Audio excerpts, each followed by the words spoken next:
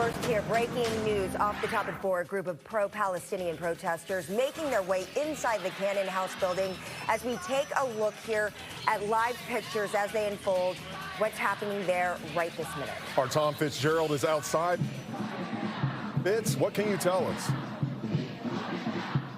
Well, we've been tracking this protest all day long. This started at about noon down on the National Mall, and then these protesters made their way up here to Capitol Hill and have now completely taken over Independence Avenue and South Capitol Street here on Capitol Hill, and protesters have entered the Cannon House office building. Take a look here. This has been the scene for about, I would say, an hour and a half now. This protest is by a group saying that they want Israel to enter a ceasefire now, as Israel has been responding to the terrorist attacks from Hamas about a week and a half ago. These people say that they believe that Israel is the aggressor here, and they want the United States and specifically President Biden to cut off all funding to Israel. Now, as you might imagine,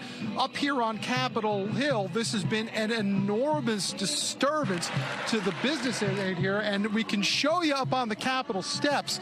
There are a large contingent now of U.S. Capitol Police, and we are now seeing some members of the Fairfax County Police, we believe, who are here on scene. Last night, the U.S. Senate Sergeant of Arms sent out a bulletin to House staffers, making them aware of the fact that this planned demonstration was going to be held today, and advising not only members of Congress, but congressional staffers as well, to use the underground tunnel network that is up here on the Hill to go to and from the Capitol office buildings. Now, during the day, we saw a lot of members of Congress who were coming out of that speaker vote today just walking out on the street, but that was before this protest made its way up here.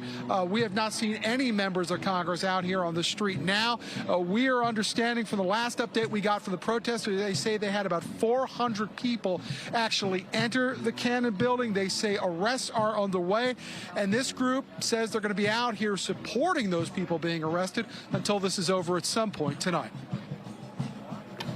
Fitz, thanks so much for the update. We'll stay in touch as this story continues to unfold. In the meantime, President Biden pledging solidarity with Israel during his trip there today. I come to Israel with a single message. You're not alone. You are not alone. As long as the United States stands, and we will stand forever, we'll not let you ever be alone. He met with Prime Minister Benjamin Netanyahu and his war cabinet on Wednesday to learn more about their plan and pressed for aid to be sent into Gaza. He urged Israel to not let rage move their actions. He also said the U.S. agrees that Israel did not cause that explosion at the hospital in Gaza that sparked protests around the region. The president then promised $100 million in aid for humanitarian efforts in Gaza and the West Bank. The president is on his way back now to D.C.